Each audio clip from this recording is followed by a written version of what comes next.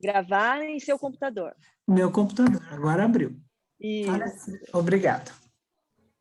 Obrigada, professora. Boa noite. Obrigada pelo aceite do convite. Obrigada, Patrícia. Obrigada pela presença de todos. A gente está um pouquinho atrasado, mas eu tenho certeza que vai valer a pena. Vamos dar continuidade, né, na palestra da semana da 23ª Semana da Engenharia. Nós estamos aqui com a professora Maraísa. Ela é professora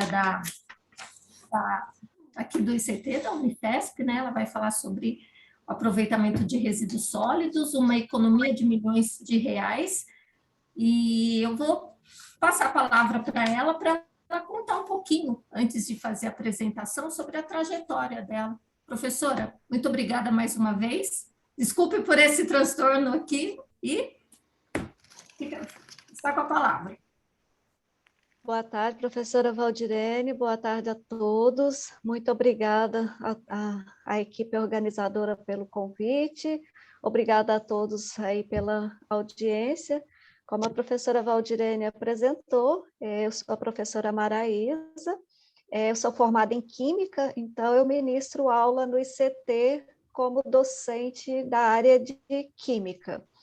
No curso de pós-graduação, eu oriento, né, os alunos da engenharia de materiais, né? Então, na preparação de materiais, o estudo físico-químico dos materiais. Minha trajetória, eu estudei na Universidade Federal de Lavras, então, para quem conhece, é uma universidade voltada para a agronomia, né?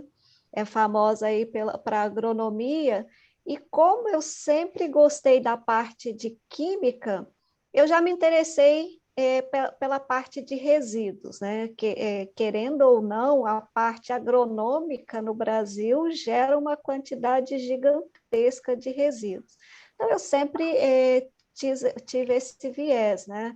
A parte química com a parte de resíduos ligado à agronomia ou a novos materiais. Basicamente, minha trajetória foi essa. Então, eu fiz tanto mestrado quanto doutorado na parte de aproveitamento de resíduos. O título, né, seria Ciências, a parte de Agroquímica, mas preparando materiais a partir de resíduos. Então, foi essa um pouco da minha trajetória. Eu continuei tanto no pós-doc, que eu fiz na Universidade da Espanha, quanto na Universidade Federal do ABC, sempre na linha que eu vou contar um pouco para vocês, que é trabalhar com materiais adsorventes ou catalíticos, né? Então, aproveitamento de resíduos para essa parte. Professora Valdirene, eu falo todo e depois os alunos abre para pergunta ou eles vão perguntar no meio da palestra? Acho que fica melhor para não perder também a linha de raciocínio, né, professora? Fala, a gente anota aqui as perguntas, no final a gente abre para as questões. Tá. Então, eu vou compartilhar aqui para falar um pouco para vocês, né? Vocês estão vendo bem a minha tela? Sim, tá perfeito. Só coloque em modo de apresentação, que daí fica... Tá ok. Isso, tá perfeito, professora. Então, como a professora Valdirene já apresentou, eu vou falar um pouco para vocês do aproveitamento de resíduos sólidos, né? O título Uma Economia de Bilhões de Reais, e eu queria destacar um pouco da importância da pesquisa, né? Nessa parte de aproveitamento de resíduos. Eu vou começar, né, falando brevemente um contexto histórico, né? Se a gente imaginar que a primeira, segunda e parte da terceira revolução industrial, né, até os anos 60, a gente teve um desenvolvimento muito grande e sempre a nossa produção foi voltada para a quantidade, o capitalismo lucro, né?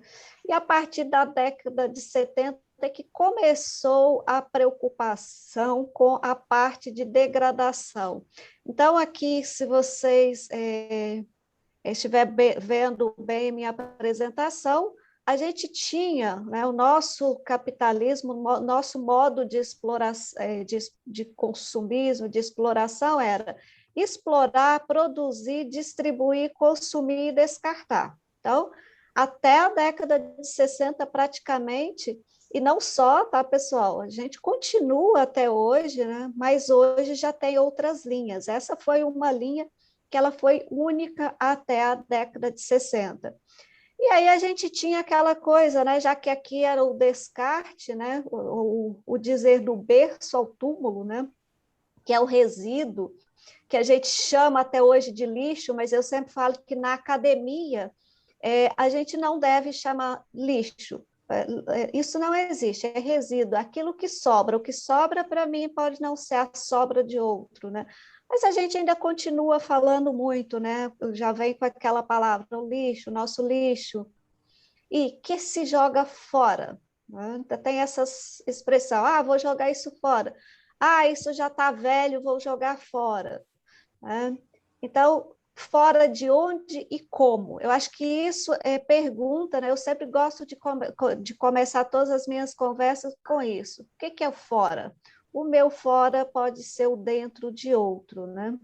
Então, essa coisa do consumismo, do capitalismo, da economia linear, ela mudou um pouco, né?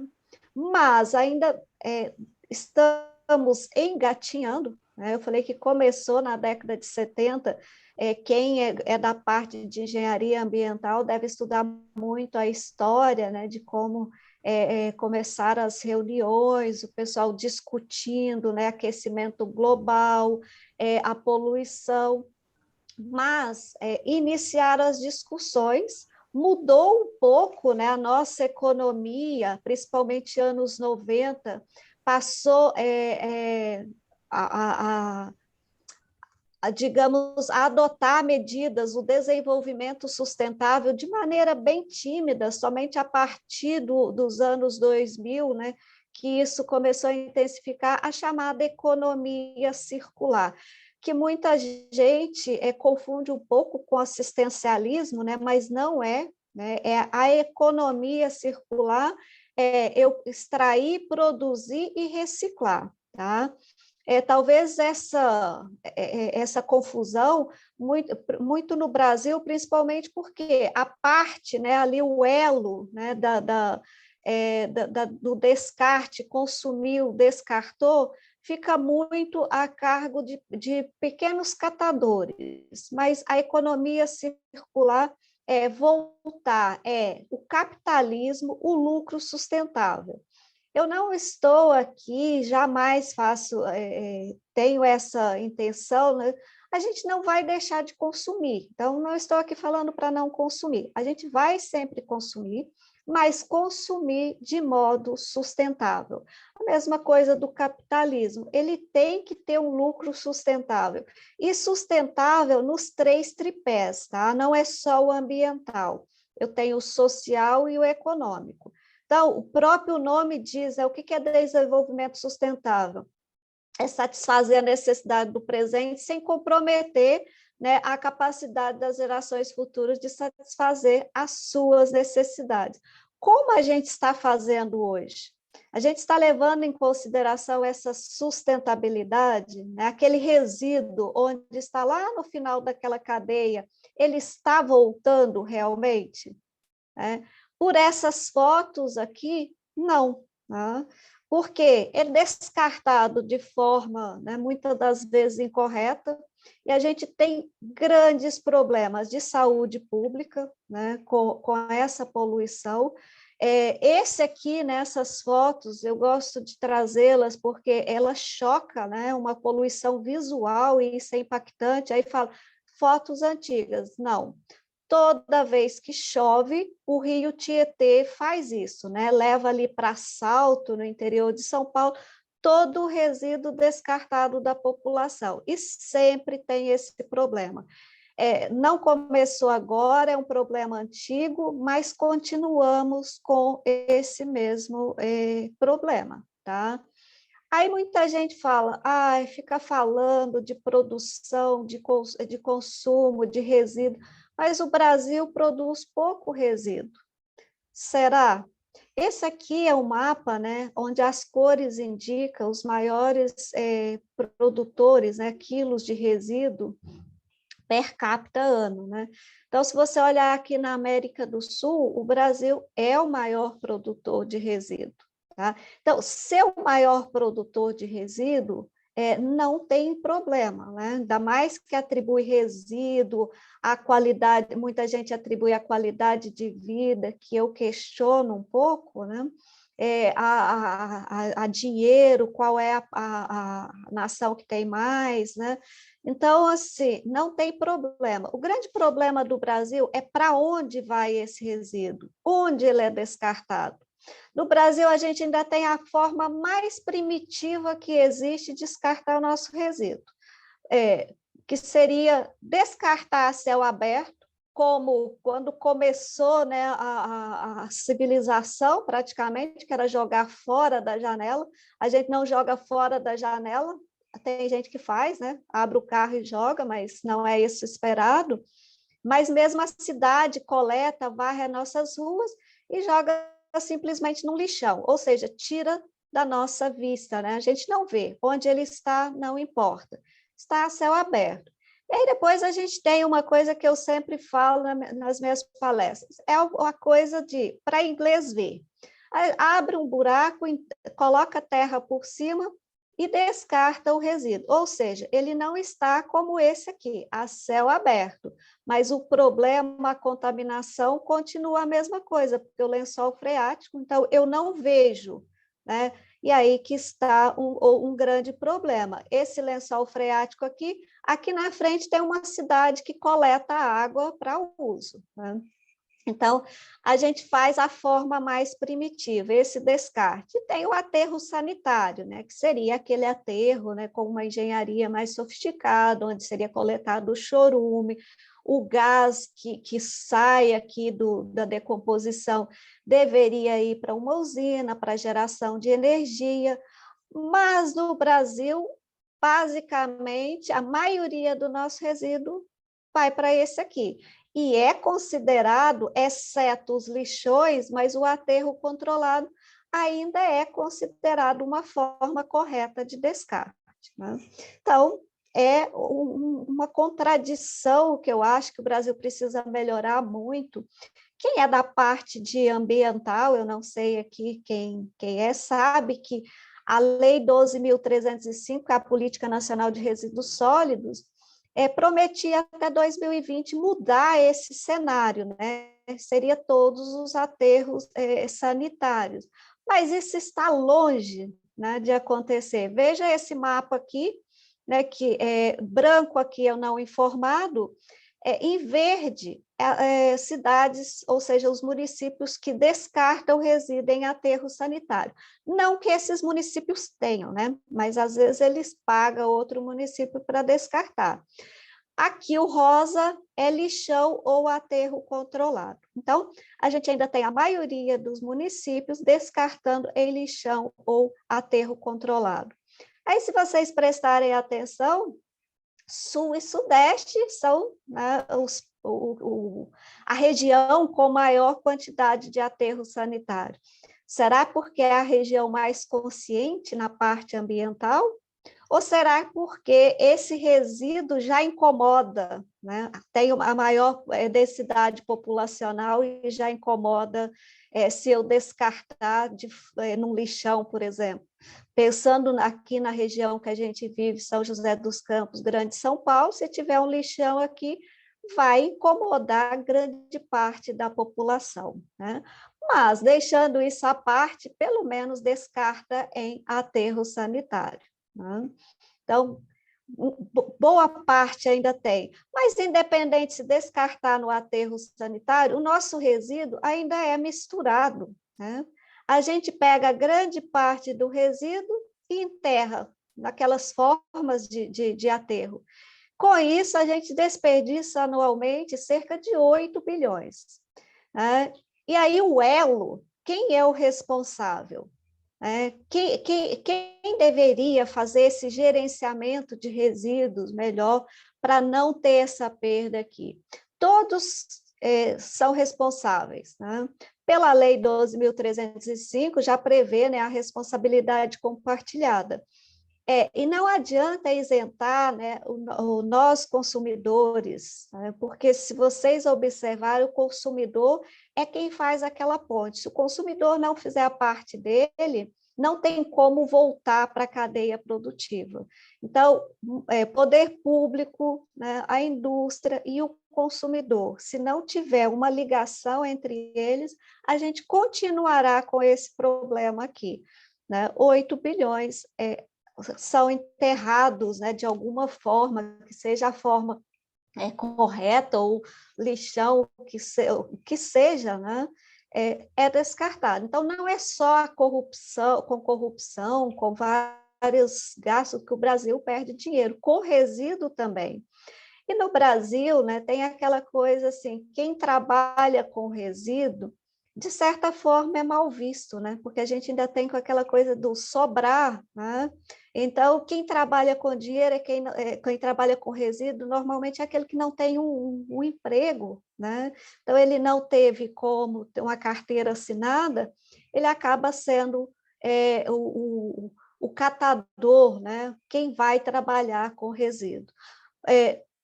Se a gente imaginar a quantidade de município que tem coleta seletiva, é alarmante, né?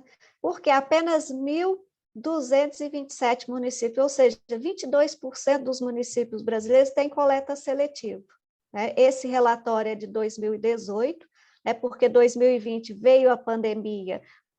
Você fala assim, mas melhorou? Não, né? Quando saiu o relatório, isso deve ter piorado, né? Porque aí teve aquela coisa, o que fazer com o resíduo, já que a pandemia, né, Covid, ia para as cooperativas, então teve um tempo aí que ficou sem saber, e muitos resíduos foi descartado, né, para o aterro controlado, o aterro sanitário, que o município descartaria.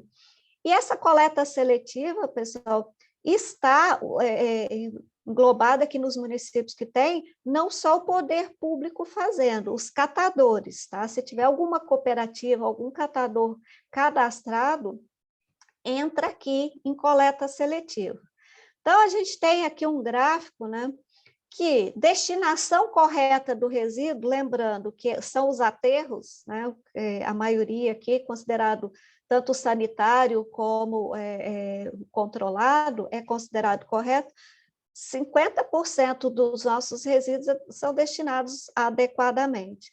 Apenas menos de 5% destinado à reciclagem. Então, aqueles 8 bilhões lá, a parte está explicado aqui. A gente não recicla resíduo. Praticamente produzimos muito, né, e reciclamos pouco. E dessa coleta seletiva, né, desses 4%, né, a gente ainda tem outro problema. Não sabemos separar resíduo. Se imaginar aqui numa coleta seletiva, né, a composição gravimétrica, temos os plásticos, né, estamos falando aqui de resíduos domésticos, né, que o poder público coleta, os plásticos, papel, papelão, mas temos aqui, né, grande parte de rejeitos, ou seja, aquelas misturas que não pode ser reciclado, resto de comida que acaba inativando todo outro resíduo. Então, temos muito a melhorar nessa parte.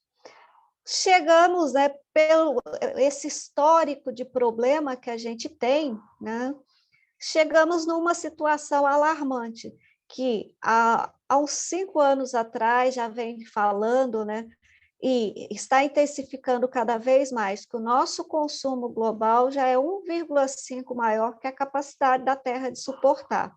Então, tem vários pesquisadores que falam que chegamos, né, no limite. Um passo para frente, vamos ao abismo e talvez não consigamos voltar para aquele equilíbrio do nosso planeta, né? Ou seja, eu tirar e o planeta recuperar, né? Estamos tirando mais do que a capacidade que ele tem de recuperar, né? Se continuarmos dessa forma, até 2030, né, a humanidade precisará do equivalente a 3 planetas Terras para se sustentar, né? E aí, o que a gente pode fazer, né? Já tem várias iniciativas, eu comecei falando, né, que começaram a discutir na década de 70 iniciativas sustentáveis. Na década de 80, ali, paralisou um pouco, né? Tinha as iniciativas tímidas, 90 voltou com a Eco 92, agora tem aí a Agenda 2030, que muita gente fala que estamos falando muito e fazendo pouco ou quase nada, né? Então, discute-se muito, né? Mas parece que não tem uma ação efetiva, né? Porque ninguém quer deixar de perder, ninguém quer reestruturar. Eu falo que os ODS, né, os Objetivos Sustentáveis, são lindos, maravilhosos, né? Aí, se você olhar na Agenda 2030 do Brasil, tem esse desenho aqui perfeito, né? Primeiro vem quem? A sustentabilidade ambiental, em segundo lugar, a sustentabilidade, a sociedade como um todo, né? E lá em cima, menorzinho, a economia. Porém, será que na prática ele não está invertido? Esse de baixo não estamos fazendo a economia, né? Talvez ali a sociedade com a biosfera ali, os dois lá em cima, né? Então, assim, temos que pensar muito. Não vamos deixar de gerar resíduo, não vamos deixar de consumir, mas consumir e gerar resíduo de forma consciente, né? Aí volta mais uma vez, né? Aquela coisa que já está na lei, né? A Política Nacional de Resíduos Sólidos especifica bem isso, né? Que a reciclagem não devo comprar pensando, isso recicla. Eu tenho que ter em mente que, primeiro, eu tenho que aprender a repensar, a reutilizar, né, os meus resíduos. Porém, aí vem aquela dúvida, né? Porque reutilizar no Brasil é sinônimo de pobreza. Quantas vezes alguém foi reutilizar, né, aquele pote de sorvete, né, para colocar alguma coisa? Nossa, né? Mas como que você vai reutilizar um potinho de sorvete? E vamos lá, compramos um TAP, né, quase igual o pote de sorvete, só que mais padronizado, né? Mas teremos que repensar, ou as nossas, as gerações futuras, né, vamos estar fazendo o que não é sustentável, consumindo muito, né, e não entregando um planeta que se autossustenta, né? Lembre sempre, pessoal, o planeta está em equilíbrio. Podemos explorar? Podemos, porém não da forma que estamos fazendo, né? E aí eu sempre falo, né? Mas você falou só mal, né? Só apresentou fotos de resíduos, de coisa ruim, falando que a Agenda 2030 não vai ser cumprida, porque até hoje prometemos muita coisa. Será que dá para sair, né? Eu sempre falo que se colocarmos em mente todos esses problemas que tem, e ficar parado, falar, só eu fazendo, não vamos sair realmente. Mas, se começarmos a fazer que seja alguma coisinha, podemos sim reverter essa situação. Então, não tem que falar, isso é coisa do poder público, a gente tem que começar a fazer. Tanto na academia, né, nas universidades, quanto na nossa vizinhança, na nossa casa. E quando fala em universidade, na vida acadêmica, eu acho que a gente tem que usar o que a gente tem de melhor hoje, que é a tecnologia a favor do meio ambiente. Aqui eu trago, né, uma foto que está ao contrário, né, porque até hoje a gente tem utilizado muita tecnologia não a favor do meio ambiente. Então, essa balança está pesando muito, né? Eu sempre gosto de falar para todo mundo que está ouvindo veja a história, né, da sacolinha plástica, né? Quando ela foi desenvolvida pensando no meio ambiente, né? Que era para evitar que várias árvores fossem cortadas, né? Devido à utilização do saco de papel. Então, desenvolveu a sacola plástica. Hoje a gente tem um problema gigantesco, porque quem desenvolveu utilizou a tecnologia, só que não imaginou que a gente estaria descartando como fazemos hoje, não estaria reutilizando. Então, para, né, utilizar a tecnologia, muitas das vezes, utilizamos naquela época, né, quando estamos fazendo novas pesquisas, com uma finalidade benéfica, mas mais para frente, se não tiver um planejamento, ele pode ser utilizado de forma que vai agredir também o meio ambiente. Então, tudo tem que ser muito planejado, né? Quando a gente fala de resíduos, a gente tem uma infinidade, né, de classificação quanto à origem. Aqui está, né, da Lei 12.305, os domiciliares de limpeza urbana, né? Grande parte desses resíduos poderiam ser reaproveitados. De que forma? Várias formas possíveis, né? Por exemplo, os domiciliares, o que a gente já viu lá, os plásticos, metal, papelão, ou mesmo os orgânicos, a gente poderia reciclá-los, né? Mas, de forma geral, muitos ainda são descartados. Bom, mas tirando nessa parte que ainda temos aí várias poluições, né, a poluição visual do Tietê. Por outro lado, a gente tem, né, nos últimos anos, um avanço muito grande da quantidade, pelo menos, de pesquisa, desenvolvimento de materiais a partir de resíduos.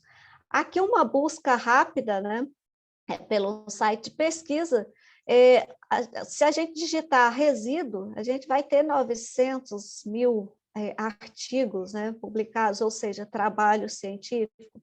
Os resíduos orgânicos, né, 300 mil, os eletrônicos, né, 600 mil, e o plástico em menor quantidade, né? Mas aí eu sempre falo que cuidado, falar assim, então não tem importância, não está sendo feito pesquisa? Sim, estão sendo feitas, mas normalmente quando você tem artigo científico publicado, são aquelas pesquisas que deram certo, né? A gente não tem o hábito, né? Muitos nem aceitam, as revistas nem aceitam de publicar aquilo que você já tentou, mas não deu certo, né? Então, aqui é difícil, né? Se você olhar a química do plástico, né, não é tão fácil de você reverter, né, aqueles polímeros, né? Então, são pesquisas mais lentas de ser feitas, mas não podemos desanimar. Se imaginarmos que no início de 1900, que a maioria dos plásticos foram descobertos e eles só foram popularizados a partir da década de 80, 90. Né? Então, não significa que faz uma pesquisa hoje que ela vai para o mercado amanhã. Então, vocês que estão na academia, na universidade, pesquise, né? Dê importância àquela pesquisa científica, mesmo que você não consiga implementar. Ela pode não ter viabilidade hoje, mas daqui 50 anos ela pode estar aí na prateleira do mercado. Né? Hoje a gente tem basicamente dois gargalos, né? Aqui em termos de resíduos. Os resíduos plásticos e os eletrônicos. Né? Plástico, como eu falei, a gente tem uma grande quantidade, muitos, né? Pela densidade, tudo... vem o vento, o descarte inadequado, uma série de fatores que eu não vou falar, muitos vai parar no oceano, né? E aí tem aquela poluição que choca, né? A gente vê aquela montanha de plástico, mas tem aquela outra poluição que não choca muito, mas que ela é mais perigosa, né? Que são aqueles microplásticos, né? Hoje já sabe que a gente está ingerindo microplástico no sal, na água e nos peixes, né? Então, aquela cadeia está circulando, né? Eu não vejo, né, o microplástico, mas eu estou ingerindo. Já tem estudo que mostra, né, que já está acumulando microplástico no organismo humano. Não sabemos ainda qual o impacto à saúde humana isso vai trazer, mas provavelmente não vai ser benéfico, né? Não é um corpo estranho ao nosso organismo, então podemos esperar que não seja tão benéfico. Quando falo de plástico, eu trouxe aqui um gráfico, né, que mostra a evolução das pesquisas, né, com plástico, né? Aqui onde começou, né, aí na 60, onde começou a venda, né, a comercialização dos plásticos, né, e aí 90, 80, 90, onde popularizou realmente, e a partir dos anos 2010, esse boom que teve, né, com o resíduo plástico. Então, também um pouco por isso encontra-se menos artigos científicos, que agora que está iniciando, agora que imagina esse problema. Então, esses são dois, né, resíduos que ainda tem muito que explorar, tanto a pesquisa ou aproveitamento do plástico como do resíduo eletrônico, né, porque o resíduo eletrônico também descartamos e temos montanhas e montanhas de resíduo eletrônico. Não é fácil reaproveitar, porque temos ouro no resíduo eletrônico. Sim, temos ouro, mas também temos chumbo, temos vários metais pesados misturados, então não é tão fácil assim a reciclagem. Esse é um grande problema, né? A gente desenvolve muitos materiais sem pensar no reaproveitamento. Em termos por causa daquilo que eu mostrei, né? Aquela economia linear. Talvez daqui a uns anos a gente tem isso de forma diferente, né? A economia circular, né, faz com que desenvolva materiais pensando no aproveitamento. Temos também, né, principalmente no Brasil, falando um pouco agora, a agroindústria, né? Que tem aquela propaganda, agro é pop, agro é tudo, mas agro também polui, né? Então, e polui bastante se não tiver cuidado com os resíduos que origina. Ainda mais a agricultura, a agroindústria que o Brasil desenvolve. Não querendo criticar, né, mas já falando um pouco, o Brasil explora a terra, produz uma quantidade gigantesca, não beneficia o alimento, não beneficia o que ele produz de grãos e exporta. Então, ou seja, ele ganha pouco dinheiro, mas fica no Brasil um resíduo, né? Então, tudo relacionado à agroindústria, e não vou nem entrar na parte de desmatamento que a gente tem, vou entrar somente na parte de resíduos, né? A gente tem uma grande quantidade de resíduos da agroindústria, né? E isso, né, vem de onde? A pecuária, a agricultura mesmo, né? Se você olhar a pecuária, a gente exporta a carne, né? Que a gente sabe que exporta em grande quantidade a carne, mas a gente tem o couro do animal, para onde ele vai? A gente também exporta, mas antes de exportar, a gente tem que fazer um tratamento, né? E o tratamento é a base de cromo, aí depois a gente tira, né? Aquele quadradinho, aquele couro lindo, maravilhoso, e todas as aparas com aquele resíduo de cromo fica onde? No Brasil.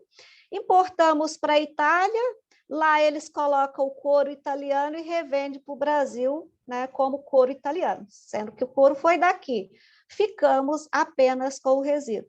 Estou dando exemplo desse, mas não só esse. Toda a cadeia do café, do arroz, da soja, gera uma grande quantidade de resíduo.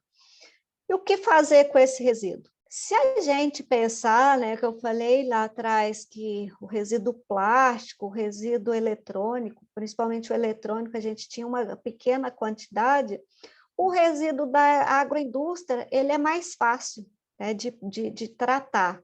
Apesar que a gente não tem uma indústria, realmente uma agroindústria que faça isso de maneira efetiva, exceto algumas, né, que o tempo que já está, uma delas é a cana-de-açúcar, que tem uma economia realmente em termos circular, né, que aproveita quase todos, nem todos os resíduos, e depende muito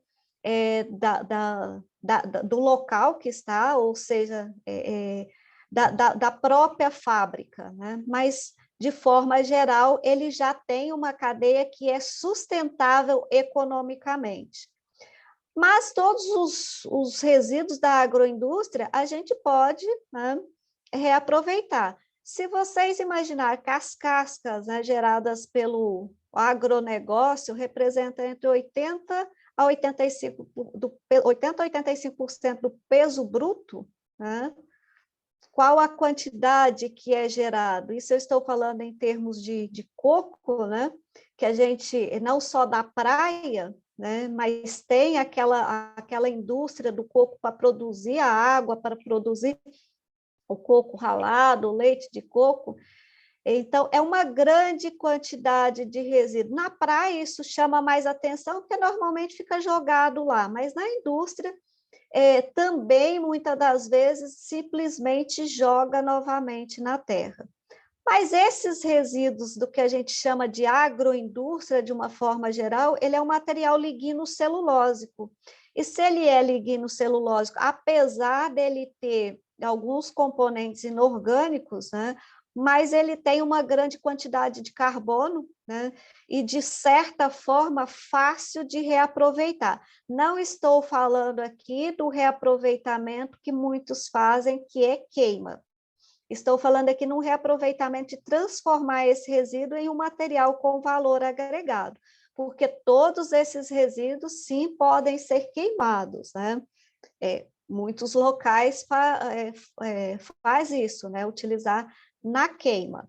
Apesar que, por exemplo, a casca de arroz, devido à grande quantidade de sílica que tem, ela não é um material indicado para queimar, principalmente no alto forno, que depois você vai ter muitos componentes inorgânicos.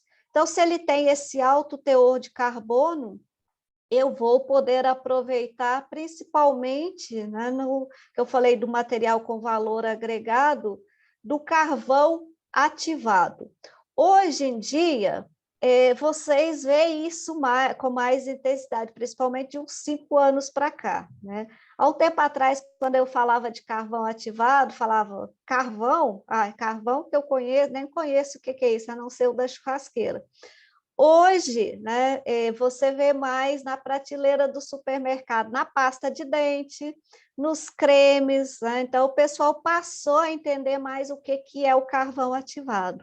Grande parte desse carvão que é produzido principalmente para a área de cosméticos, né, para a área de higiene pessoal, alguns são originários de material lignocelulósico, por exemplo, no Brasil, a casca de coco é um que já aproveita para preparar carvão, mas muitos ainda vêm de derivados do petróleo, tá? Mas, que é esse carvão ativado?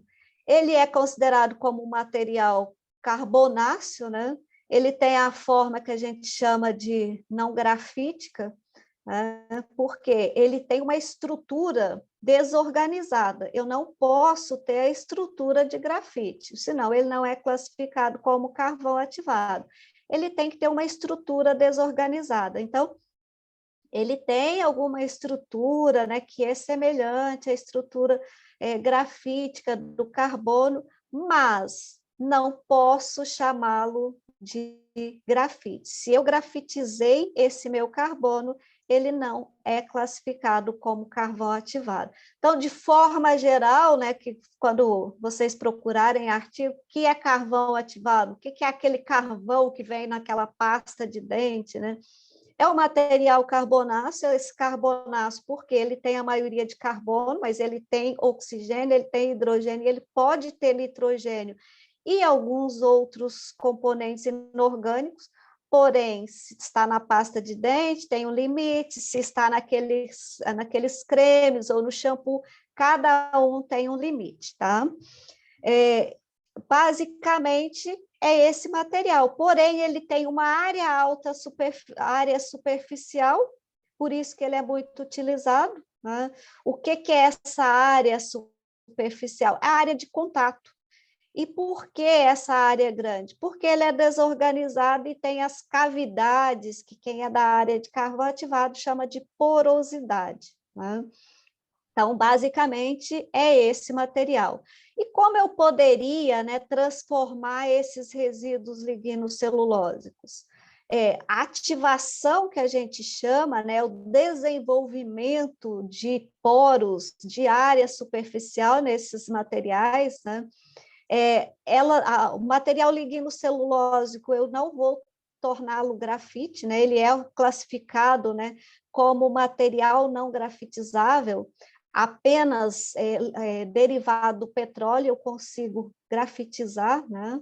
Mas os materiais lignocelulósicos, eles têm uma cadeia carbônica desorganizada, então não consigo em temperatura viável, né? Quando eu olho, né, a transformação, que a gente chama de carbonização e ativação controlada, né, eu posso imaginar um processo como esse, né? O material lignocelulósico vai ter as cadeias, né, o carbono, a ligação lá carbono, hidrogênio, oxigênio, nitrogênio, desorganizado, e à medida que eu vou aumentando essa temperatura, eu vou organizando mais. Porém, não é esse o meu objetivo, chegar a uma organização como essa. O meu objetivo é que eu tenha um material com que a gente chama de massa de carbono fixo ou carbono estável, né? Porém, com essa porosidade aqui, tá? E por que essa área superficial?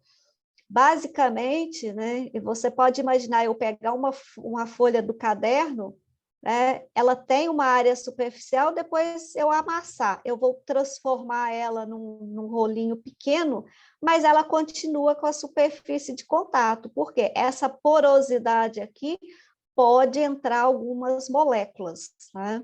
Então, é por isso que é muito utilizado, né, alguns, né, já deve ter utilizado em shampoo, em pasta de dente, se não tem no supermercado, vocês podem observar. E por que tem essa utilização? Para dissolver, né, algumas impurezas que tem, né? Então, essa porosidade, que são esses espaços aqui, né, é o que a gente chama de poros de adsorção, tá?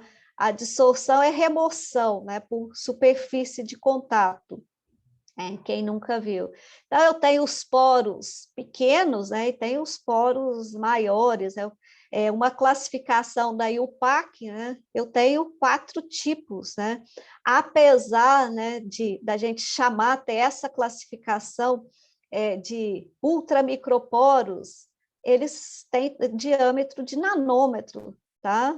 Então, se eu tiver o diâmetro de micrômetro, né, para falar microporos, eu já tenho os macroporos na classificação. Então, isso às vezes é aqueles gargalos de jargão de áreas, né, que o pessoal fala, mas como assim está chamando de microporos, está mostrando um diâmetro em nanômetro? Mas é assim que é a classificação para esses materiais, né? A porosidade, né, aparente de material. E é isso aqui que vai fazer a área superficial de contato, né?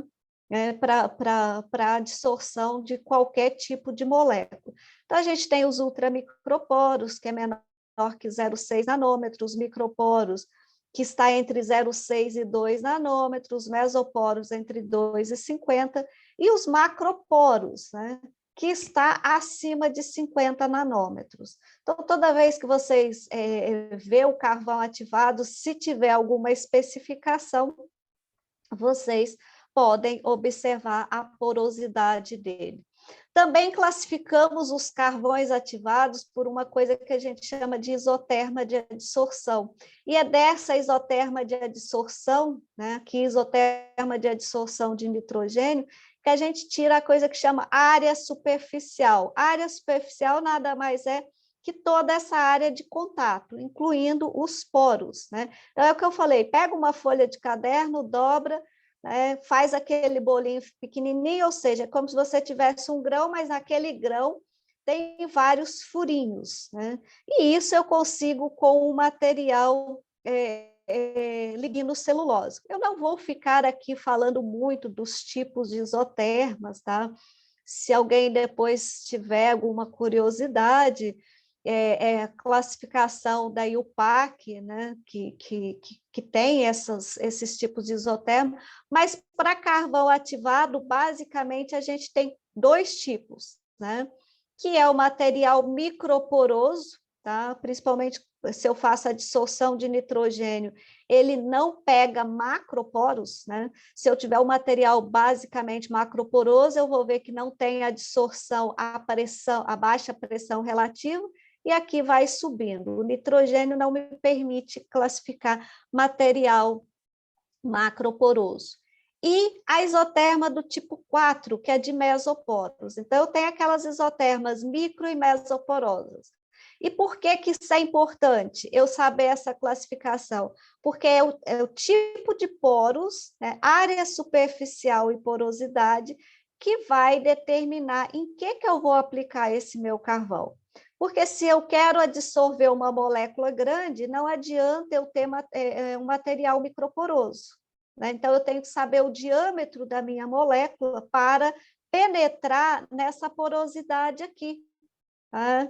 Se eu tiver esses microporos aqui, uma molécula grande não consegue adsorver. Ou seja, eu tenho um carvão com área superficial elevada, porque a área superficial é da monocamada de adsorção de nitrogênio que penetra nos microporos, mas eu não aproveito toda ela para dissolver. Por isso que todo mundo que pesquisa sobre carvão ativado busca um material que tenha uma mistura micro e mesoporosa, porque eu vou colocar num creme, né, que é aquelas máscaras que passa lá, a máscara de carvão, que alguém já deve ter visto, a finalidade dela é absorver as impurezas que estão nas peles. Então, eu não sei, né, qual o tipo de impureza, a impureza é heterogênea, então, por isso eu preciso de um material micro e mesoporoso. Bom, mas você está falando que eu consigo preparar isso de qualquer material lignocelulósico? Sim, consigo preparar. Porém, eu tenho que fazer os processos que a gente chama de ativação. E aí tem duas classificações que também gera muita confusão. A ativação em si é uma reação química. Tá? Eu tenho que pegar eu misturo os reagentes com o meu precursor e vai ter uma reação química em alta temperatura, como vocês viram lá, pode ser de 400 até, normalmente, né, 900 graus, que é os processos de ativação de carvão de material lignocelulósico. Mas aí eu tenho 2 classificações distintas, que é o que a gente chama de ativação química, quando eu pego o meu precursor e misturo com um reagente. Então, pode ser vários, cloreto de zinco, ácido fosfórico, ferro, qualquer material, qualquer reagente que eu considero ele, ou um material oxidante, ou um material, ou algum agente desidratante. E aí, cada um tem um processo, tá? Porque se o material for desidratante, ele vai começar a agir durante a impregnação. Ele vai desidratar esse meu material, eu já tenho uma reação química aqui. Se o material for oxidante, normalmente ele vai ter um mecanismo durante o processo de ativação, mas todos eles, né, durante o processo de ativação, eu vou ter reação química, ou seja, esses materiais reagem com o meu carbono por várias reações químicas, tá? Não é um processo só, depende da temperatura, da composição, e eu vou formar a porosidade aqui no meu material, tá? E aí depois eu tenho que remover, né, esses compostos químicos que estão aqui adsorvidos do meu precursor ou alguns produtos formados durante esse processo de ativação. Aí eu tenho a lavagem. Aí você fala assim, professora, mas você está falando aqui de processos, né, de aproveitamento de resíduo, porém aqui no final você está gerando resíduo. Né? Fica aquela coisa, e aí? Né? O que é a finalidade da pesquisa que a gente tem que fazer? Que eu consiga, né, chegar aqui, remover, produzir o carvão e que esse meu material, esse meu agente que eu coloquei aqui, eu consiga voltar ao ciclo. Sabe aquele ciclo da economia circular, né?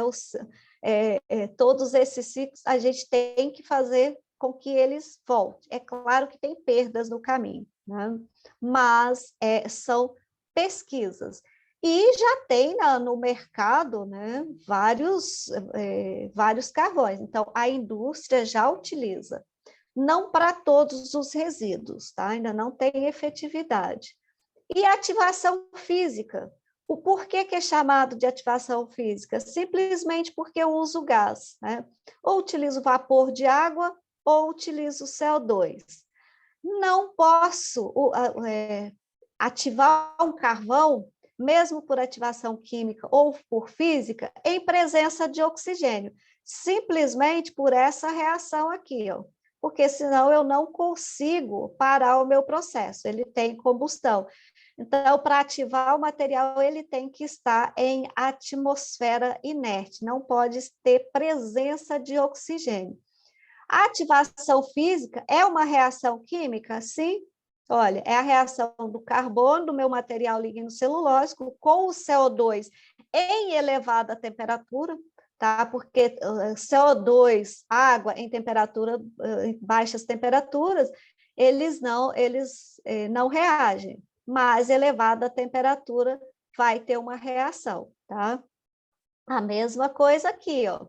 O ideal é que eu aproveite esses gases gerados, tá? Então, uma indústria ela tem que pensar, porque senão eu vou estar gerando aqui, ó, pensando nesse ciclo, monóxido de carbono. Se eu não tiver um reaproveitamento, eu não tenho esse ciclo sustentável.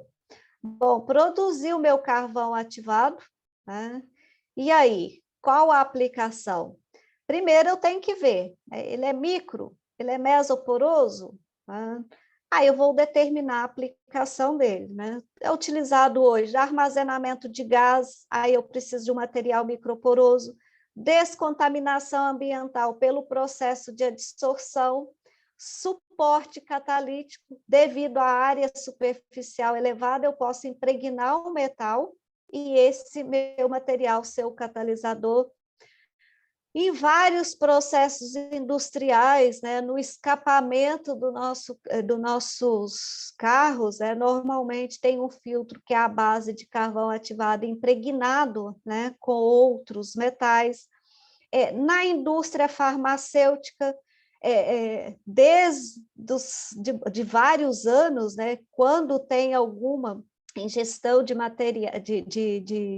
material perigoso, ainda usam comprimido de carvão ativado para quê? Para dissolver aquele meu material. Falei aqui dos cosméticos, né, que hoje está em alta, desde pasta de dente, shampoo, cremes, né, exatamente para dissolver. Foi, né, utilizado, né, quem foi entubado, né, que precisava de passar uma sonda agora, durante a pandemia, né, o tratamento posterior para que não tenha, né, infecção, é utilizado carvão ativado, impregnado normalmente com cobre, com platina, que são antibactericidas. Então, tem várias utilizações. Vai depender, né, das características dele e também da composição do material precursor, né? Então, o que vai determinar? Porosidade, também química superficial e o que a gente chama de estabilidade, que essa estabilidade eu vejo pela temperatura que eu tenho que eu coloco durante a minha ativação. E a química superficial, ela é riquíssima. Por isso que tem várias aplicações. Além da porosidade, eu posso ter grupos oxigenados, né, que a gente chama de tipos carboxílico, porque ele não é um carboxílico puro, mas superficialmente ele é um tipo carboxílico, lactônicos, fenólicos. Eu tenho os tióis da vida, né, eu tenho as aminas, ou seja, eu tenho uma infinidade de grupos na superfície do meu carvão. O que determina esses grupos e essa porosidade que eu falei tanto? Primeiro, o tipo de precursor. Então, não é simplesmente eu pegar qualquer resíduo que eu vou obter o mesmo carvão ativado, né? Depende do tipo do precursor, porque depende se tem uma composição maior de carbono, de oxigênio, se tem uma quantidade maior de nitrogênio, se ele tem outros componentes inorgânicos. O processo de ativação influencia muito, a temperatura, rampa de aquecimento, o agente, que eu chamo de agente ativante, né, que cada um é uma temperatura, todos eles influenciam para eu obter um material com a área superficial, né, elevada, porosidade desenvolvida em uma química de superfície. Falando um pouco, né, já quase indo para o final, que eu acho que o meu tempo está acabando, né? Falando um pouco, já que eu disse o que eu faço da importância de aproveitamento, ultimamente, né, apesar da pandemia ter atrapalhado bastante, eu trabalho com aproveitamento de resíduos, um deles é a glicerina, né? Não essa glicerina que a gente compra no mercado, que eles chamam de glicerina, que é o glicerol. Eu trabalho com a glicerina bruta, ou seja, o resíduo do biodiesel. Esse resíduo do biodiesel ele tem uma mistura, né? A mistura dos óleos utilizado, um pouco de catalisador que é utilizado durante o processo. Então, realmente é o resíduo, não é a glicerina bruta, que eu posso produzir carvões, né? Então, e aí, uma característica importante desse resíduo, eu não consigo produzir uma área superficial, porque você imagina, apesar de ser um resíduo, ter óleos, mas a maior parte do resíduo, aproximadamente 70%, é de uma molécula de glicerol, ou seja, eu tenho que polimerizar esse material e formar uma área superficial. Durante a polimerização, normalmente ele forma um polímero com uma certa estabilidade. Então, é difícil eu desenvolver uma porosidade muito grande. Mas, por outro lado, eu posso colocar a baixa temperatura, utilizar ácido sulfúrico, que eu tenho um carvão, não um carvão ativado, mas um carvão ácido, com uma química de superfície muito interessante para aproveitamento na catálise. E aí a catálise aqui do próprio glicerol, né? Esse agora glicerol, o exemplo aqui de glicerol puro. Esse aqui era a glicerina bruta e aqui uma reação de acetalização, né?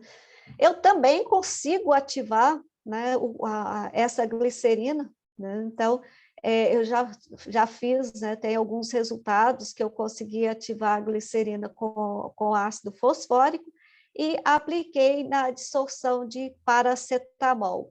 Qual a vantagem desse carvão? É que se você imaginar, se o resíduo for de glicerina, composto de glicerol e de óleos, ele não tem material inorgânico. Então, uma próxima pesquisa a gente quer aplicar exatamente para a indústria de cosméticos, né? Que essa é uma exigência dessa indústria, que não tenha componentes inorgânicos misturados, né? Então, esse é um próximo passo. Mas também tenho tentado, né, a fazer carvão de outros resíduos, principalmente os plásticos, né? Então, o PET, né, os resíduos de PET da indústria, tá, pessoal? Normalmente a gente vai numa indústria que faz a reciclagem de PET, mesmo depois deles fazer a reciclagem, por exemplo, o PET tem aquelas montanhas de o que eles chamam de pó de PET, né? Então, eles normalmente dá para a gente fazer pesquisa com outros aproveitamentos, né? Digamos, dar valor àquelas montanhas que eles têm lá.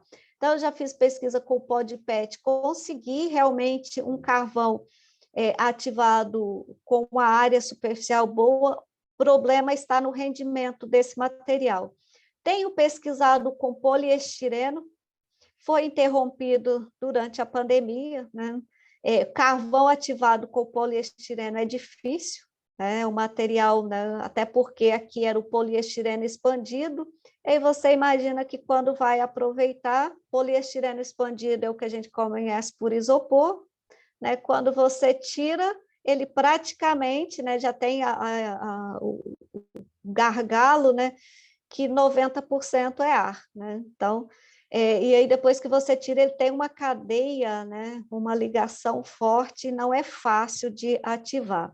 Mas continuamos fazendo pesquisas, né, já que a gente falou que são os resíduos, tem uma quantidade muito grande no Brasil, são toneladas e toneladas.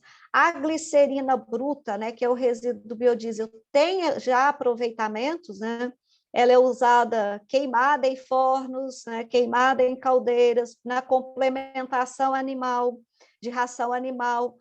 A China importava, né, exatamente para misturar na ração. Hoje já caiu muito essa importação, então são pesquisas, a gente tem que fazer, porque senão aquela coisa do biodiesel, né, do ciclo do biodiesel, se começar a ter um excedente de glicerina, vai para o ralo, né, aquela coisa do biodiesel ser sustentável e ser ecologicamente viável, porque ele está gerando um resíduo em grande quantidade, né? Então, aqui, resumidamente, né, o que eu fiz, né, nos últimos anos que eu pesquisei, impregnei esses materiais, tanto a glicerina como o poliestireno, com ácido fosfórico e cloreto de ferro. O cloreto de ferro, a gente tinha a ideia de não remover, né? Ou seja, já fazer o catalisador que a gente chama de in situ, o carvão, se removesse, eu transformaria em carvão ativado. A gente conseguiu uns resultados satisfatórios, se olhar que ele tem uma porosidade desenvolvida, mas ele não ficou completamente homogêneo, né? Se você olhar essa parte, a porosidade dele não está homogênea, né? Tem uma parte, tem uma área superficial, isso aqui é o que eu chamo de isotermo, que eu falei lá atrás, do material micro e mesoporoso. Então, eu tenho essa vantagem que eu posso aplicar tanto para dissorção de compostos pequenos quanto grandes, tá? Então, essa ativação teve uma viabilidade, e o mais interessante é que a gente utilizou o micro-ondas, essa ativação foi em apenas 5 minutos. Então, é um trabalho que está começando, mas já mostra uma certa viabilidade. Não que vá, pessoal, não que esse trabalho amanhã vai chegar no mercado, né? São anos e anos.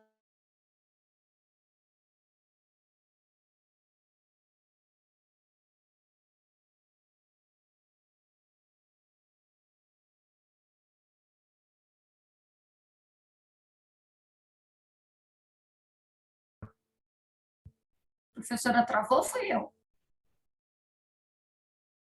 Não, foi ela que travou, está travada.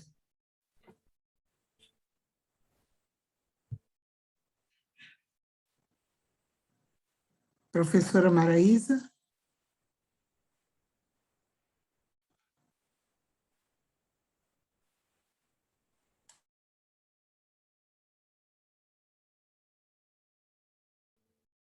Essa internet, ultimamente, ela caiu, né? Ela caiu. Ela acabou de falar que ela caiu. Acho que daqui a pouquinho ela entra. Espero que ela consiga entrar. Você está muda, Fátima. Não consegue entrar depois. Eu acho que não. Não consegue. Eu acho que a Patrícia conseguiu liberar ela.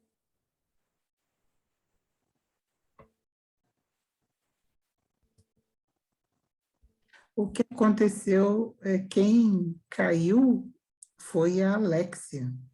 Não foi ela. Ela caiu. Ela disse que está tentando entrar. Ela não está aí? Não, não apareceu ainda para admitir.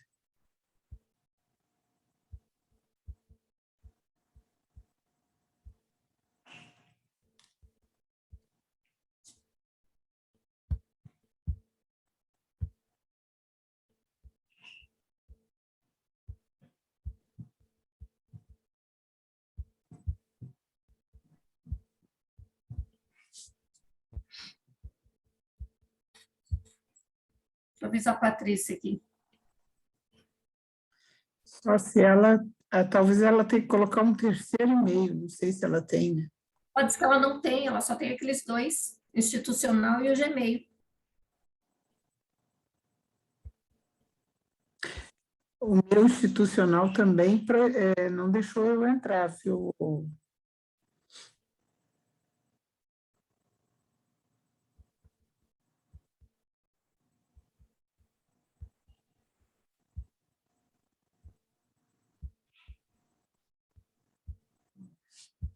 Agora sim. Patrícia, conseguiu por ela? Sim, estou admitindo. Entrou. Olá, desculpa. Acontece. São as coisas que a tecnologia, minha internet caiu, mas eu espero que eu roteei aqui que eu continuo. Já estou finalizando, tá, pessoal? Eu não sei, Valdirene, está me ouvindo bem? Estou ouvindo sim, professora. Tem Você... que, Fátima, 20 minutos? Não, estão nos últimos. Onde você... Aqui vocês viram normal? Deixa ela compartilhar a tela, Fátima. Libera para ela. Oi. Estão vendo? Tá, agora entrou, professora.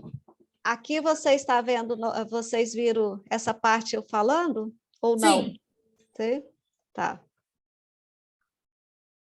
Então, aqui eu mostrei, né, da porosidade, e aí depois eu trouxe aqui, né, que acho que esse vocês não viram, né? Que aqui eu já travei, né? Eu trouxe, né, para vocês terem uma ideia, quando eu falo de carvão, por exemplo, aqui é casca de café, né? Se eu utilizar diferentes agentes ativantes, né? Eu tenho diferentes tipos de materiais, né?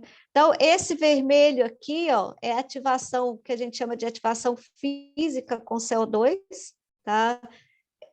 Se vocês olharem, ele é um material, o que eu chamo de material microporoso. Então, toda vez, se alguém for trabalhar com carvão ativado, normalmente o CO2 produz material microporoso, né? Então, isso é importante ter em mente, né? Esse preto aqui já é uma isoterma ativada com cloreto de zinco. O cloreto de zinco hoje ele não é bem quisto, principalmente na indústria, exatamente por aquele processo que tem lá de reaproveitamento, que não é fácil voltar para o ciclo, né, de ativação, igual eu falei. Aqui eu já tenho, né, em azul aqui, o carvão ativado com ácido fosfórico, ele já tem uma área superficial relativamente grande, eu tenho uma certa mesoporosidade, mas os mesoporos ainda são aqueles que eu chamo de mesoporos estreitos. Por quê? Isso aqui não é aberto. O que eu chamo de mesoporosidade desenvolvida, mesoporosidade que tem uma boa dissorção de macromoléculas, seria essa isoterma aqui em rosa. Por que que eu sei que ela é característica? A classificação da IUPAC traz, né, a partir do P sobre P0, né, a pressão relativa de 0,4, ela tem essa inflexão e também tem essa abertura. O que tem adsorção e dessorção não fecha junto, né? Então, isso significa que eu estou enchendo os mesoporos com nitrogênio. Isso aqui é a dissorção de nitrogênio que eu falei lá atrás. Então, cada agente ativante, mesmo que seja o mesmo tipo de material lignocelulósico, eu vou produzir um carvão com características diferentes, tá? Eu sempre falo para os meus alunos, cuidado quando vai para o laboratório, porque às vezes vai, vou produzir carvão, né? Vou produzir carvão, enfim, no forno de qualquer jeito, até o espirro influencia, né? Temperatura, agente ativante, o tamanho dos grãos do precursor. Então, isso tudo você tem que padronizar, já que você está desenvolvendo a pesquisa básica, né? Então, tem que pesquisar e desenvolver isso muito bem. Tá? Eu espero que eu tenha passado um pouco das várias possibilidades. É claro que a gente poderia ficar falando aqui a noite toda, né, de aproveitamento de resíduos, né? Só volto a falar uma coisa: a única coisa que não podemos permitir é que ele vá para o aterro, né? Ou seja, a forma mais primitiva de descartar resíduo, enterrar, que seja o sanitário, que seja o controlado, qual seja, não devemos continuar com essa forma. Temos obrigação como pesquisadores de desenvolver uma tecnologia para futuramente elas ser viáveis e não ter esse descarte incorreto que a gente tem de resíduo. Obrigada pela atenção, desculpa aí pelos os transtornos, né? Agradeço muito o convite. Espero ter passado alguma coisa interessante. Obrigada, professora. Realmente foi muito interessante. Como a senhora falou, assim, a gente poderia ficar a noite inteira mesmo, né? Falando sobre reaproveitamento e os tantos resíduos que a gente pode utilizar. Vamos ver se a gente tem alguma pergunta. A gente abre a pergunta, tem 5 minutinhos só, né, Fátima? Mas eu queria só fazer uma perguntinha, assim, de termos de material de resíduo, como a senhora colocou do agronegócio, né? Colocou ali a casca do coco. Nesse tempo de pesquisa, teve algum outro material do agronegócio, algum outro resíduo do agronegócio que a professora pesquisou, e qual que a professora acha que pode dar um bom resultado? Porque a gente sabe que tem muito descarte de resíduo nessa área, né? Sim. Então, da casca de coco, né, tem inclusive 2 indústrias no Brasil que faz esse aproveitamento. Eu acho que a tendência seria agora dos resíduos do café, tanto da borra do café quanto da casca de café, né? Porque o pessoal começou muito com a cana-de-açúcar, mas aí depois chegou o etanol de segunda geração, então já não tinha essa viabilidade, né? Então foi para o lado do etanol de segunda geração, até porque recebeu um investimento grande do governo, né, para a pesquisa do etanol de segunda geração. A casca de café, muita gente fala, mas eles jogam na lavoura. O grande problema é a quantidade de potássio que tem na casca de café, né? Então, não pode jogar em grande quantidade assim. Passa a ser basicamente a casca, mesmo feito da casca de arroz. Então, esse tipo de resíduo eu acho que precisa de investimento, né? porque a gente tem várias pesquisas, mas precisa de um investimento para sair um pouco da pesquisa e implementar. Talvez agora, com o boom aí dos cosméticos, isso dê uma alavancada. Vamos esperar que sim, né? Sim. A gente não tem mais tempo, né, Fátima? Fátima? Você está muda, amor? Mais tempo. Mais 3 minutos. Tem alguma pergunta? Você tem alguma pergunta, Fátima? Não. Eu acho que tem uma pergunta aí no chat, né? Deixa eu ver, eu olhei aqui. Deixa eu dar uma olhada. Tem boa noite, é do Matheus. Ontem fiz a mesma pergunta, mas direcionada para compostagem. Se há um enorme desperdício de dinheiro, ou seja, 8 bilhões de reais, por que não há maiores investimentos na reciclagem de resíduos sólidos aqui no país? Então, a gente ainda é um país que dá pouco, né, pouca atenção aos resíduos. Ninguém para pensar que descartar o resíduo, eu estou enterrando dinheiro, por exemplo. Né? Eu tirei fora da minha casa, então não faz esse ciclo do que gasta para esse tirar fora. Matheus, é uma boa pergunta, porque se você pegar a Política Nacional de Resíduos Sólidos, seria esse, tem lá um dos objetivos, né? Investimento na reciclagem dos resíduos, isso não foi atendido até hoje, muito ao contrário. Se a gente pegar, por exemplo, papel reciclado, o imposto sobre esse material, né, não tem viabilidade econômica. Né? Então, é uma pergunta difícil de responder, porque eu acho que acontece no Brasil que a sociedade, político e indústria ainda não realmente andou compartilhada, né? Ou seja, cada um está tentando a jogar a culpa no outro e ninguém sentou, reuniu e falou, a gente tem que mudar essa visão, né? E aí eu coloco um pouco a culpa nos governos, independente de partido, tá? Não estou aqui para falar de partido nenhum. Os governos, de uma forma geral, não faz a parte deles na fiscalização. Tá? Isso não é de agora, é de anos e anos, né? Porque eles teriam que fiscalizar e cobrar.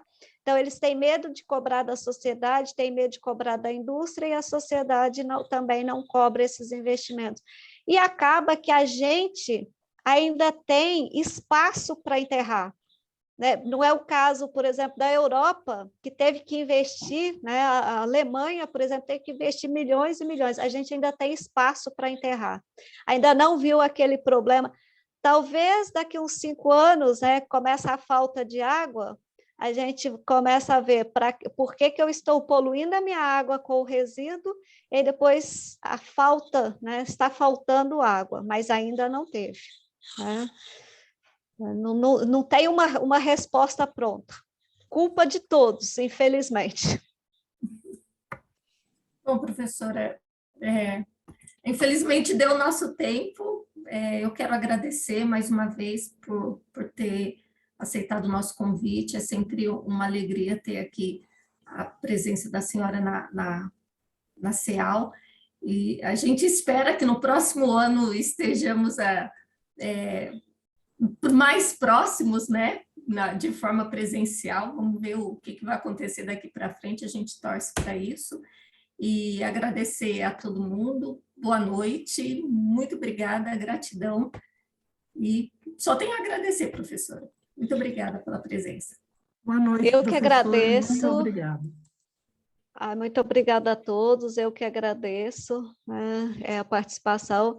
Peço desculpas aí pelos transtornos, né, que causou a queda aí da internet, mas a gente conseguiu chegar. Isso foi emoção, professora. Foi uma apresentação com muita emoção. Exatamente. Boa noite, gente. Até mais. Tchau. Obrigada. Tchau.